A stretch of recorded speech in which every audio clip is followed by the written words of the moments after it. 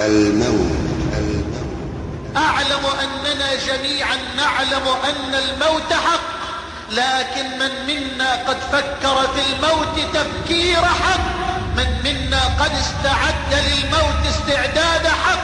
كل نفس ذائقة الموت وإنما توفون أجوركم يوم القيامة، فمن زحزح عن النار وأدخل الجنة فقد فاز، وما الحياة الدنيا إلا متاع الغرور.